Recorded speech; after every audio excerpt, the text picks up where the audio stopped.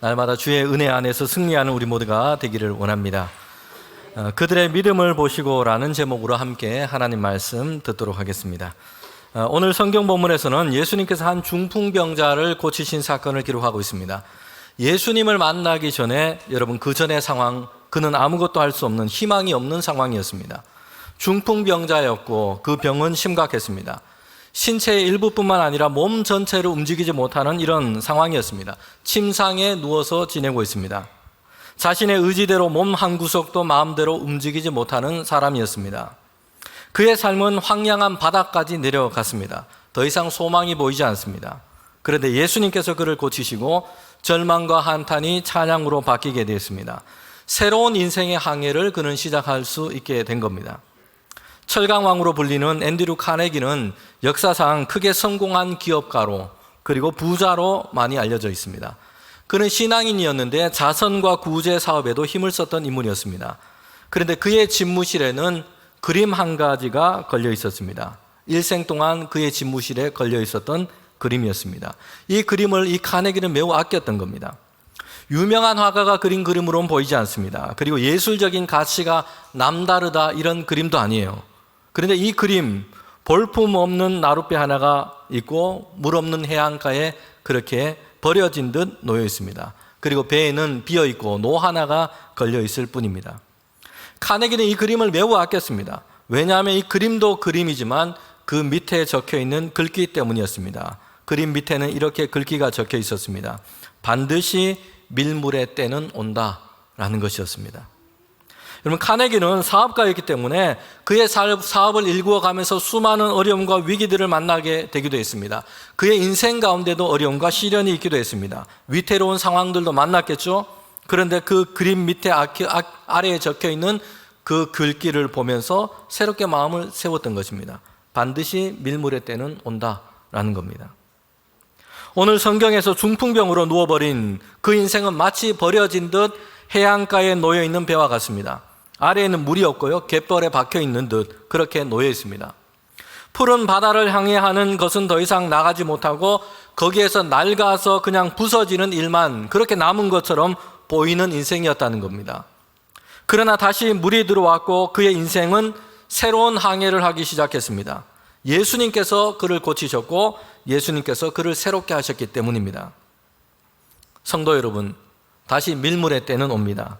예수님께서 우리에게 오셔서 새로운 평강의 삶, 새로운 기쁨의 삶을 회복시켜 주실 줄 믿습니다. 여러분, 중풍병자는 움직이거나 걷지를 못하는 상태였습니다. 침상에 누워 있을 뿐이었다는 것이요. 예수님에 대한 소식이 그가 살고 있는 동네까지 전해졌습니다. 예수님이 오신다는 것이요.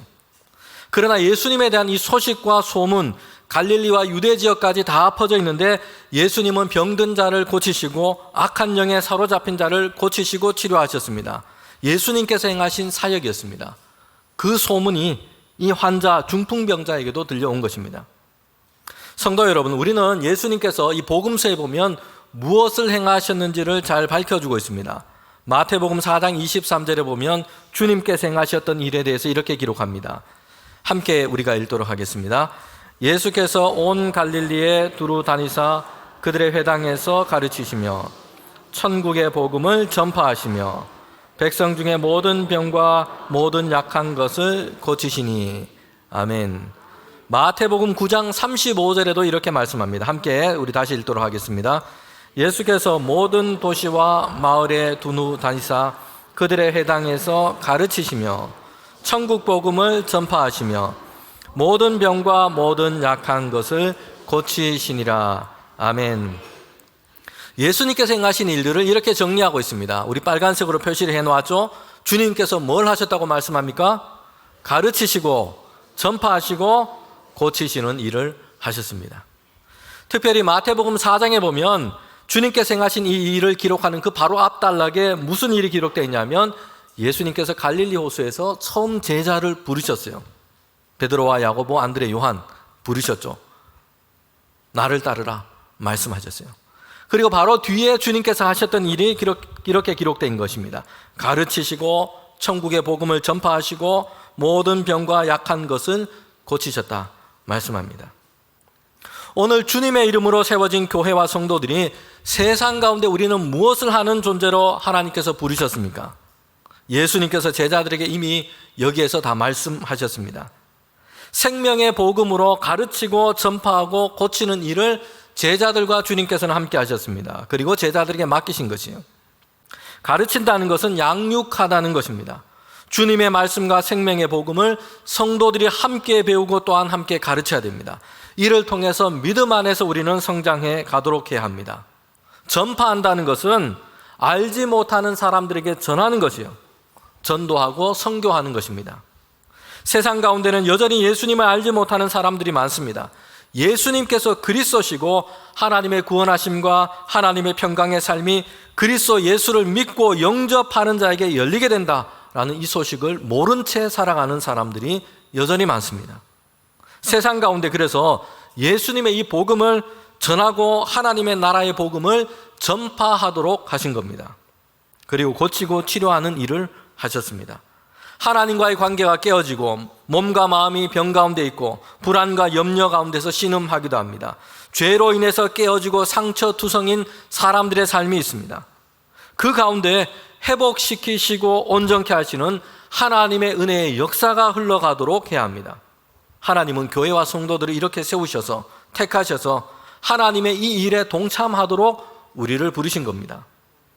교회와 성도들의 존재의 가치는 그러기에 자기 자신에게만 있지 않습니다. 교회를 키우고 교회를 유지하고 교회를 운영하는 것이 최종적인 목적에 있지 않습니다.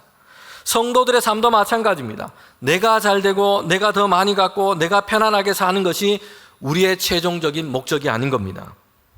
사람과 세상을 살리는 예수 그리스도의 복음, 생명의 복음이 사람들과 세상 가운데 흘러가게 해서 하나님 안에서 사람들이 회복되고 풍성하게 하시는 하나님의 일이 세상 가운데 이루어지도록 이 일에 우리를 부르시고 참여하도록 우리를 세우신 것입니다. 하나님은 아브라함을 부르셨는데 갈대아 우르 땅을 떠나서 하나님이 말씀하시는 곳을 가라라고 말씀했습니다. 하나님의 말씀을 따라가는 삶이었습니다. 그리고 그에게 주신 복이 있습니다. 하나님께서 약속하신 축복입니다. 자녀를 주시고 번성하게 하셔서 큰 민족을 이루게 하겠다 하셨습니다. 그런데 아브라함에게 약속하신 이 하나님의 축복의 결론은 아브라함만, 그의 자손들만 위한 복이 아니었습니다. 아브라함에게 하신 말씀에 보면 내가 너로 세상을 위한 복이 되게 하겠다라고 말씀한 겁니다. 아브라함을 통해서 하나님을 섬기고 그의 말씀을 따라서 믿음으로 살아가는 그 족속과 그 민족을 통해서 세상과 다른 민족도 복을 얻게 하겠다 하신 것입니다. 그들을 통하여 하나님의 복과 평강이 세상 가운데 흘러가도록 하나님께서는 아브라함을 부르신 겁니다. 오늘 본문에서 병들었고 그의 침상에 누워버려 움직일 수 없는 이 사람도 예수님에 대한 이 소문을 듣게 됩니다. 예수님께서 병을 고치셨다라는 이런 소식이었습니다. 그런데 그 자신은 무엇인가를 해볼 도리가 없습니다. 움직이거나 걸을 수가 없어요. 그의 병 또한 오래되었습니다. 그래서 예수님께서 많은 병자를 고치셨다고 해도 자신에게는 해당되지 않는 일처럼 그렇게 생각되고 여겨집니다. 자신에게는 예외로 생각이 되는 겁니다. 예수님이 행하시는 이 이적이 자신에게는 해당되지 않는 일처럼 여겨지는 겁니다. 사람들이 인생 가운데서 불행을 연속적으로 만나고 뜻대로 되지 않은 일 가운데 있을 때는 여러분 이런 생각이 들기도 합니다. 주님께서 행하신 그 일에 대해서 스스로에 대해서는 소외감 가운데 갇혀 있는 겁니다. 하나님이 저 사람에게는 감동도 주시고 은혜를 주시지만 내게는 아니다. 하나님은 저 사람에게는 잘되게 하시고 행복과 기쁨의 일을 주시지만 나는 해당이 되지 않는다. 이렇게 생각하기 시작하는 겁니다. 하나님께도 관심을 받지 못한 존재로 스스로 규정해 버리는 것입니다. 반복되는 죄와 허물의 문제 때문에 하나님께 나아가지 못하는 이들도 있습니다. 하나님께서는 나 같은 자를 받아주시지 않을 것이다 라는 이 생각이 그의 마음을 지배해 버리는 겁니다. 성도 여러분 기억하십시오. 하나님의 은혜에는 예외나 열애가 없습니다. 모든 사람이 하나님의 은총 아래 있기를 원하십니다. 하나님은 하나님을 섬기고 믿는 자이든 그렇지 않는 사람이든 동일하게 해와 비를 주십니다. 하나님은 그 사람의 혈통이나 신분으로 하지 아니하시고 모든 사람이 예수 그리스도의 십자가의 보혈을 믿고 의지하여 구원하시는 하나님의 은혜 얻기를 원하십니다. 여러분, 이것이 복음인 겁니다. 이 중풍병자는 자신을 위해서는 예수님에 대한 어떤 기대를 갖고 있지 못했습니다. 침상에 누운 상태이기 때문입니다. 스스로 예수님께 나아갈 수 있는 형편과 상황이 되지를 못했습니다. 그런데 그의 곁에서 돕고 있는 사람이 있습니다. 예수님께로 이 중풍병자를 이끌어간 사람이었습니다. 2장 3절에 이렇게 기록합니다. 사람들이 한 중풍병자를 4사람에게 메워가지고 예수님께로 올세. 성경에는 그 사람들이 이 중풍병자와 어떤 관계에 있는지는 말하고 있지 않습니다. 가족이거나 친구들로 볼 수 있고 가까운 지인으로 생각할 수 있습니다. 그들은 중풍병자를 예수님께 데려가기 위해서 침상을 메고 갔습니다. 예수님이 계시다는 집을 향해서 갔습니다. 그러나 거기에는 이미 많은 사람들이 다 모여 있었습니다. 문 앞까지 많은 사람들이 서 있어서 들어갈 자리가 없습니다. 가로막힌 것이죠. 그래서 예수님께 더 이상 나아갈 수 없는 그런 상황에 놓이게 됐습니다. 우리가 이 중풍병자를 예수님께서 고치시는 이 사건을 보면 사람이란 존재가 어떠한가를 생각하게 됩니다. 이 사건 안에 상반되는 역할을 하고 있다는 겁니다. 먼저는 이 중풍병자의 어려움, 그 병을 고치기 위해서 침상을 메고 그를 돕기 위하여 함께했던 이들이 있습니다. 중풍병자는 스스로 낙심해 있고 이제 그의 삶에 대한 어떤 변화나 새로운 희망을 기대하기 어렵다 생각하고 있습니다. 그러나 그의 친구들은 그렇지 않았어요. 중풍병으로 어려움 중에 있는 이 사람을 아껴서 그를 위하여 수고하고 사랑으로 섬기고 있습니다. 그리고 나중에는 지붕을 뚫고 예수님 앞에 내리기까지 합니다. 예수님께서 그들 가운데 말씀하시는데 그들의 믿음을 보시고 중풍병자를 고치시고 죄사함의 은혜를 베푸셨습니다. 성도 여러분, 사람이란 존재가 이렇게만 하면 얼마나 좋겠습니까? 그런데 오늘 본문의 이야기에서는 장애와 걸림이 되는 것도 사람이었다는 겁니다. 침상을 둘러매고 예수님께 나왔지만 더 이상 앞으로 갈 수 없었어요. 이렇게 그들이 앞으로 갈 수 없도록 막힌 그것도 사람들 때문이었습니다. 이미 많은 사람들이 나와 있습니다. 앞으로 더 이상 전진할 수가 없어요. 집 안으로 들어가기도 어렵습니다. 사람들은 이미 무리가 진을 치고 있었기 때문입니다. 또한 이 중풍병자가 고침을 받고 예수님께로부터 죄사함의 은혜를 입었습니다. 그런데 그 일에 대해서 논쟁하고 예수님께 문제를 삼고 있는 것도 사람입니다. 서기관들이 그렇게 하고 있습니다. 사람이란 존재는 이렇게 양면적입니다. 위로를 주고 사랑과 도움을 주는 존재도 사람입니다. 그런데 걸림이 되고 막힘이 되는 것도 사람인 겁니다. 우리는 다른 이에게 어떤 존재로 있는지를 생각해 봐야 합니다. 나는 너에게 누구인가? 라는 것입니다. 나는 너에게 누구로 존재하는가? 하는 것입니다. 인도하고 돌보고 이끌어주는 존재입니까? 아니면 자꾸 넘어지게 하고 걸림이 되고 힘들게 하는 그런 역할을 주로 하고 있습니까? 교회도 사람들이 모이는 곳이다 보니 사람의 존재는 이렇게 나누어지게 됩니다. 교회에서 어려운 일, 굳은 일을 마다하지 않고 함께 섬기고 사랑의 수고를 하면서 그렇게 일을 감당하는 짐을 지는 성도가 있습니다. 그런데 같은 교회에서 함께 신앙생활하고 있지만 어떤 이들은 짐을 지는 존재가 아니라 짐을 만드는 역할을 하기도 합니다.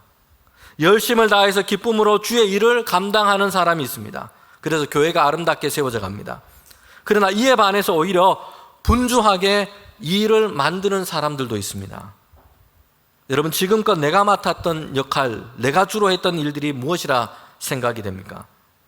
성도 여러분, 우리 모두는 문제와 일을 만드는 역할이 아니라 주님의 일을 감당하며 함께 주의 일을 하는 사람들이 되어가기를 원합니다. 여러분, 중풍병자의 이 침상을 맨 사람들을 보면요, 우리는 우리 곁에 있는 사람들 가운데 어떤 존재인지, 서로에게 어떤 존재인지를 돌아보게 됩니다. 나는 너에게 누구인가? 라는 물음인 겁니다. 어려운 가운데 있을 때에 너를 살리고 너를 돕기 위해서 침상을 메어줄 수 있는가? 또는 반대로 내가 힘들고 어려울 때에 누군가 나를 위해서 이런 일을 해줄 사람이 있는가? 라는 생각을 하게 됩니다. 그대 그런 사람을 가졌는가? 라는 함석헌 선생이 쓴 글이 있는데요, 그 앞부분에는 이렇게 시작을 하고 있습니다. 말리길 나서는 길, 처자를 내맡기며 맘 놓고 갈 만한 사람, 그 사람을 그대는 가졌는가? 온 세상이 다 나를 버려 마음이 외로울 때에 저 마음이야 믿어지는 그 사람을 그대는 가졌는가? 탔던 배 꺼져가는 시간, 구명대 서로 사양하며 너만은 제발 살아다오 할 그 사람을 그대는 가졌는가? 만약 내가 누군가에게 이런 존재, 이런 친구가 되고 있다면, 또는 내게 이런 친구, 이런 사람이 내 곁에 있다면 여러분 그 인생은 참으로 잘 살아온 인생일 겁니다. 사람들은 더 많은 소유를 얻고 더 높이 올라가기 위해서 경쟁하며 살아갑니다. 그래서 곁에 있는 이 사람이라는 존재조차 가볍게 여기기 쉽습니다. 심하게는 하찮게 여기기도 합니다. 세상을 살면서 사람들에게 속고 속이는 일을 겪기도 합니다. 그래서 사람들에 대한 불신, 환멸을 느낄 때도 있습니다. 성도 여러분, 그럼에도 소유보다, 돈보다 함께하는 좋은 사람 얻는 것이 훨씬 중요합니다. 인생의 말년에 편안하게 살기 위해서는 돈과 재물이 필요할 것입니다. 그러나 행복하기 위해서는 마음을 함께 나누는 사람들이 필요합니다. 성도 여러분, 이것은 신앙생활에도 마찬가지입니다. 전도서 4장 9절부터 12절에 보면 이렇게 말씀하고 있습니다. 두 사람이 한 사람보다 나음은 그들이 수고함으로 좋은 상을 얻을 것임이라. 혹시 그들이 넘어지면 하나가 그 동물을 붙들어 일으키려니와 홀로 있어 넘어지고 붙들어 일으킬 자가 없는 자에게는 화가 있으리라. 또 두 사람이 함께 누우면 따뜻하거니와 한 사람이면 어찌 따뜻하랴. 한 사람이면 패하겠거니와 두 사람이면 맞설 수 있나니 세 겹줄은 쉽게 끊어지지 아니하느니라. 아멘. 여러분, 세상 가운데 우리가 믿음의 삶을 살기 위해서도 전도서에서 말씀해 주는 지혜가 여기 있습니다. 한 사람으로 하지 아니하고 두 사람, 세 사람 함께 하는 것이 유익합니다. 그럴 때에 넘어지지 않도록 동무가 되어서 서로를 돌보아주고 일으켜 세워주고 그렇게 함께 믿음의 삶을 살아갈 수 있게 하는 겁니다. 시편 133편 1절부터 3절에도 보면 이렇게 말씀합니다. 보라, 형제가 연합하여 동거함이 어찌 그리 선하고 아름다운고 머리에 있는 보배로운 기름이 수염 곧 아론의 수염에 흘러서 그의 옷깃까지 내림 같고 헐몬의 이슬이 시온의 산들에 내림 같도다. 거기서 여호와께서 복을 명하셨나니 곧 영생이로다. 아멘. 함께 연합하고 함께 동행하고 함께 행하는 것이 이렇게 아름답다고 얘기합니다. 시온산의 헐몬산의 이슬과 같이 아름답다고 얘기하고 아론의 수염에서 흘러내리는 그 옷깃처럼 그렇게 아름답다 얘기합니다. 거기에서 하나님이 주시는 영생을 이루어가는 복이 있다라고 하나님은 약속하셨습니다. 중풍병자와 함께 했던 이들은 그 침상을 메고 나왔습니다. 그들의 목표는 분명했습니다. 예수님께로 이 사람을 데리고 가는 겁니다. 예수님은 가버나움에 있는 집에 계셨고 거기에 모인 사람들 앞에서 하나님의 나라의 이 비밀, 천국의 이 복음을 말씀하고 가르치고 계셨습니다. 모여든 사람들로 인해서 중풍병자가 놓은 이 침상은 예수님 앞으로 나갈 수가 없었습니다. 중단되고 포기해야 될 것 같은 상황입니다. 그런데 이 사람들은 그렇게 하지 않았습니다. 지붕에 올라가서 지붕을 걷어내고 침상을 줄에 달아서 예수님 앞으로 내린 것입니다. 이 일은 분명 불편하고 많은 수고를 해야 하는 것입니다. 여러분, 그런데 당시 이 이스라엘의 가옥 구조를 보면 우리가 생각하는 것처럼 정말 어렵거나 이례적인 일은 그렇게 아닌 겁니다. 당시 이 전통적인 이스라엘 지역의 가옥을 보면 지붕은 평면이었습니다. 집 옆에는 지붕으로 올라갈 수 있는 계단이 있습니다. 지붕도 오늘처럼 이 시멘트로 완전히 이렇게 포장이 된 것이 아니라 나뭇가지를 걸쳐놓고 그 위에 집과 또한 풀로 덮은 후에 진흙을 발랐습니다. 거기에서 비가 새지 않도록 그렇게 한 것입니다. 사람들은 손으로 이것을 다 걷어낼 수가 있었습니다. 그러나 그들이 지붕까지 올라가서 지붕을 걷어내고 침상을 내리는 일은 여러분 집주인에게는 허락받지 않은 일이었습니다.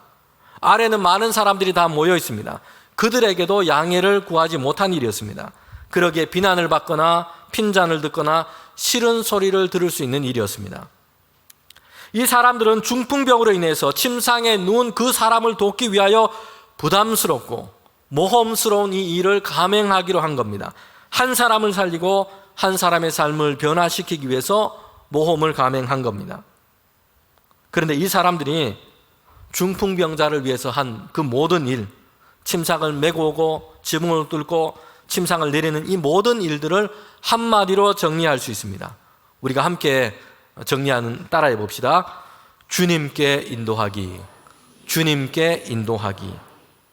여러분, 그들은 중풍병자를 고칠 만한 능력이 그들에게는 없었습니다. 중풍병자의 이 고단한 삶을 변화시킬 만한 특별한 것들이 그들에게는 없었습니다. 그들 자신은 할 수 없는 일이었고 그들의 능력 밖의 일이었던 겁니다. 그러나 중풍병자에 대한 관심을 그렇다고 해서 거두지 않았습니다. 그들이 할 수 있는 것이 있었습니다. 그것은 이 중풍병자를 고치시고 회복시켜 주실 예수님께로, 주님께로 인도하는 것이었습니다. 그들은 주님은 이 중풍병자를 고치시고 그의 삶을 바꾸실 것을 믿고 예수님께로 이 사람을 인도한 겁니다. 성도 여러분, 우리가 가진 것만으로 한다면, 우리가 할 수 있는 것으로만 생각한다면 사실은 할 수 있는 게 별로 없을 겁니다. 구약의 이스라엘 백성들이 그들의 힘으로만 했다면 애굽에서 나오지 못했을 겁니다. 그들의 힘으로만 했다면 홍해를 건너지 못했을 겁니다. 그들이 가지고 있는 것, 그들의 힘으로만 했다면 광야를 지나지 못했고 요단강을 건너지 못했을 겁니다. 그들의 힘으로만 했다면 여리고성을 무너뜨리지 못했고 가나안 땅을 정복하지 못했을 겁니다. 그러나 그들이 할 수 없는 것을 얻었습니다. 그것은 능력 많으신 하나님께서 그들 가운데 하셨고 그들을 위하여 행하셨기 때문입니다. 신앙이란 우리가 할 수 있는 것을 하는 정도를 뜻하지 않습니다. 우리 가운데 주님이 행하시는 일, 이것이 이루어질 것을 믿는 것이 여러분 신앙인 것입니다. 예수님께서 행하신 이적 중에 보면 4개의 복음서 안에 다 기록된 사건이 있습니다. 보리떡 5개와 물고기 2마리로 5,000명을 먹이시고 12광주리가 남은 그 사건이 있습니다. 그런데 보리떡 5개와 물고기 2마리는 소년이 가져왔던 도시락이었습니다. 소년 혼자 먹을 수 있는 그런 정도의 음식에 불과했습니다. 사실 이것 먹고도 한 사람의 배도 제대로 채우지 못할 것입니다. 그러나 그것을 주님께 가지고 왔습니다. 그러나 주님께서는 그것을 가지고 놀라운 일을 행하셨던 것입니다. 장정만 5,000명이 넘는 이 사람들을 다 먹이시고 12광주리가 남았습니다. 남았다는 것은 예수님께서 행하신 일이 부족함이 없이 넘치도록 풍성했다는 것을 뜻합니다. 온전했다는 것을 뜻합니다. 배고픈 사람이 없고 모든 사람들이 다 배부르게 하셨습니다. 주님에게는 부족함이 없습니다. 성도 여러분, 우리는 해결사가 아닙니다. 우리는 인도자입니다. 성도 여러분, 우리는 치료자가 아닙니다. 우리는 인도자입니다. 중풍병자를 친구들이 치료한 것이 아니에요. 주님께로 인도했습니다. 그리고 주님께서는 그를 위하여 일하시도록 그렇게 주님께로 인도한 것입니다. 예수님은 중풍병자의 침상을 메고 온 이들을 보셨습니다. 그리고 지붕을 걷어내고 침상까지 예수님께 그렇게 내렸습니다. 그때 주님께서 이렇게 말씀합니다. 그들의 믿음을 보시고 라고 말씀합니다. 주님은 그들을 향해 보신 것이 있는데 그것은 그들의 믿음이었습니다. 성도 여러분, 이 중풍병자가 예수님께로부터 고침을 받은 이 사건에서는요, 사람들에게 결정적으로 필요했던 것이 있습니다. 그것은 그들의 능력이 아니었어요. 그들의 믿음이었다는 것입니다. 우리는 이것을 기억해야 합니다. 주님께로 가면 이 중풍병자를 주님께서 긍휼히 여기시고 그를 회복시켜 주시고 그를 새롭게 하신다라는 믿음이었던 것입니다. 이런 점에서 우리에게는 능력이 없는 것이 문제가 아니에요. 교회와 성도들의 삶에서 더 중요하고 결정적인 것은 믿음이 있느냐 믿음이 없느냐 하는 것입니다. 우리와 함께 하시고 우리의 삶을 선한 길로 반드시 인도하시는 그 하나님을 믿는 그 믿음이 우리에게 있느냐 없느냐 하는 문제인 것입니다. 여러분, 이스라엘 백성이 출애굽해서 광야 길을 가게 됩니다. 그리고 처음으로 이제 가나안 땅 가까운 곳에 이르게 됐습니다. 그럴 때 그들은 먼저 그 땅을 정탐할 수 있도록 12명의 정탐꾼을 보냈습니다. 각 지파를 대표해서 12명을 보냈습니다. 이 사건은 성경의 이야기에서 우리가 매우 잘 알고 많이 들었던 말씀이기도 합니다. 정탐꾼들이 그 땅을 속속들이 다 정탐을 하고 그렇게 돌아왔습니다. 그리고 보고를 합니다. 그 땅은 비옥하고 정말 많은 열매들이 있습니다. 그러나 그 땅에는 이미 가나안 거민들이 살고 있습니다. 그들 중에는 기골이 장대한 거인과 같은 안악 자손들도 있습니다. 10명의 정탐꾼의 이 보고를 듣고 사람들은 실망했습니다. 우리가 거기에 들어가면 다 죽게 된다 생각했습니다. 그렇게 고생스럽게 애굽 땅을 나왔지만 이제 가나안 땅 그곳에 들어간다면 우리는 다 죽고 말 것이다 라고 생각했어요. 그래서 사람들은 이제 애굽으로 되돌아가자라고 얘기했습니다. 하나님은 이런 이스라엘에 대해서 진노하셨습니다. 다시 광야로 내려가게 하셨어요. 40년 동안 광야를 유리하게 했습니다. 출애굽 한 1세대들은 다 광야에서 다 죽고 이제 다음 세대가 되어서야 가나안 땅 앞에 다시 서게 하셨습니다. 그리고 가나안 땅을 들어갈 수 있도록 인도하셨습니다. 성도 여러분, 이스라엘의 문제는 그들의 군사가 적다, 힘이 적다, 덩치가 적다라는 데 있지 않았습니다. 당시 그들이 가나안 땅에 들어가지 못하고 그 땅이 그들에게 허락되지 않았던 이유는 그들이 하나님을 믿지 않았기 때문입니다. 능력이 적어서가 아니라 믿음이 없어서였습니다. 12 정탐꾼 중에 갈렙과 여호수아 이 두 사람의 정탐꾼은 그때 이렇게 얘기를 했습니다.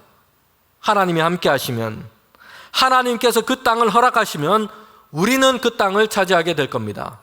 거대해 보이는 가나안 족속이라도 하나님이 함께 하시면 우리는 이기고 그들은 우리의 밥이 될 것입니다. 여러분, 이 2명의 정탐꾼은 가나안 땅에 들어갔던 것입니다. 예수님께서 이 중풍병자를 고치셨습니다. 그런데 주님께서 여기서 보신 것이 무엇이라고 얘기합니까? 그들의 믿음을 보셨다 말씀합니다. 성도 여러분, 우리가 이 중풍병을 고치셨던 이 사건을 보면서, 이 광경을 보면서 그 사람들에게 찾을 수 있는 다른 좋은 미덕들도 얼마든지 많이 있습니다. 중풍병으로 고통받고 있는 이 사람을 아끼고 안타깝게 여기는 착함도 있고요, 침상을 막 메고 왔습니다. 해병대에도 밀리지 않는 강철 체력을 가지고 있어요. 사람들이 많아서 갈 수 없습니다. 그럴 때 포기하지 않고 옥상으로 올라갑니다. 포기하지 않은 끈기도 있습니다. 지붕을 걷어내서 침상을 내리면 된다, 이런 지혜도 있습니다. 다른 좋은 모습, 미덕들도 있지만 주님은 그들에게서 무엇을 보았다고 얘기하십니까? 믿음을 보셨다 말하고 있습니다. 주님께 의탁하는 믿음, 주님께서 그를 긍휼히 여기시고 그를 위하여 새 일을 행하실 것이다 라는 주님에 대한 믿음이 그들에게 있었던 겁니다. 하나님이 우리에게 원하시는 것은 여러분 능력이 아니라 믿음입니다. 하나님을 신뢰하고 믿는 그 믿음이 우리에게 필요합니다. 그리고 그 믿음이 결국은 우리를 환난과 풍파 가운데서도 승리하게 하시는 하나님의 긍휼과 하나님의 능력과 은혜를 힘있게 할 것입니다. 여러분, 예수님께서 이 사람들에게 말씀하시고 가르치실 때에 지붕을 걷어내고 중풍병자가 누워있는 침상을 다 내려오겠습니다. 말씀하시고 가르치는 일이 중단되게 된 겁니다. 하시던 일이 방해받게 된 겁니다. 그러나 주님께서는 이 상황을 불편하게 생각하지 않으셨어요. 그리고 이 사람 중풍병자를 고치십니다. 그들의 믿음을 보시고 중풍병자를 치료해 주십니다. 그런데 예수님께서 하신 이 말씀, 이것을 보면 병에 대한 선언이 아니었어요. 2장 5절에 주님께서 이렇게 말씀합니다. 예수님께서 그들의 믿음을 보시고 중풍병자에게 이르시되 작은 자야 내 죄사함을 받았느니라 하시니. 아멘. 주님은 죄사함을 선언하고 말씀하셨습니다. 병을 치료받기 위해서 왔는데 예수님은 그 사람에게 죄사함을 선언하신 것입니다. 성도 여러분, 이것은 단지 우리가 오늘과는 다른 그 시대의 어떤 문화적인 관점으로만 봐서는 안 됩니다. 그 당시 사람들은 병이라든지 재난의 원인을 이 죄의 문제로만 그렇게 쉽게 돌렸습니다. 그래서 예수님께서는 병을 고치시면서 죄의 문제를 이렇게 얘기하셨다, 그 시대 그 문화 때문에 그렇게 하셨다, 여러분 이렇게 우리가 쉽게 생각해서는 안 된다는 것이요. 시대와 문화의 차이가 아닙니다. 예수님의 이 선언은 인간의 본질적인 상태가 어떠한지를 우리에게 주목하여 말씀하고 계신 겁니다. 그리고 예수님께서 그리스도로서 이 땅에 생하시는 그 사역의 본질이 무엇인지를 우리에게 보여줍니다. 모든 사람의 본질적인 문제는 가난, 질병, 전쟁, 재난이 아닙니다. 죄로 인해서 그 생명의 근원 되시는, 복의 근원이 되시는, 평강의 근원이 되시는 하나님과의 관계가 단절된 겁니다. 끊어진 것이에요. 그리고 예수님께서 이 땅에 사람으로 오신 것은 모든 죄의 문제를 십자가에서 대신 다 담당하시고 하나님과 사람 사이에 화목을 이루기 위하여 오신 것입니다. 하나님과 우리 사이에 화목을 이루기 위하여 오신 것입니다. 병자는 고침을 받았고 죄사함을 받았습니다. 일어나 사람들 앞에서 가게 됩니다. 사람들이 다 놀라서 하나님께 영광을 돌리게 됐습니다. 성도 여러분, 우리는 예수님께서 행하신 이 사건, 치유의 사건, 그 결론, 그 마지막에 무엇을 말씀하시는지를 보아야 합니다. 중풍병자가 병고침을 받았어요. 그래서 일어나서 침상을 들고 건강한 모습으로 그렇게 걸어갔습니다. 그런데 거기에서 끝나고 있지 않다는 것입니다. 그 뒤에 이어서 뭘 얘기를 하십니까? 2장 12절 말씀입니다. 2장 12절 말씀, 저와 여러분이 마지막으로 함께 이 말씀 읽도록 하겠습니다. 그가 일어나 곧 상을 가지고 모든 사람 앞에서 나가거늘 그들이 다 놀라 하나님께 영광을 돌리며 이르되 우리가 이런 일을 도무지 보지 못하였다 하더라.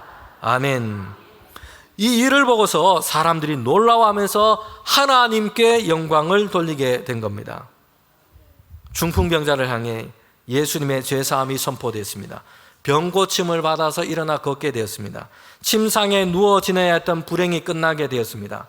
그런데 성경 말씀은 이 사람의 온전한 회복이 어디에 있는지를 마지막으로 다시 말씀해 주고 있습니다. 병고침 받아서 걷게 된 것으로 끝나고 있지 않습니다. 이 사람의 본래적인 삶이 다 회복이 된 겁니다. 그것은 하나님을 영화롭게 하고 하나님께 영광을 돌리게 하는 삶이 되었다는 것입니다.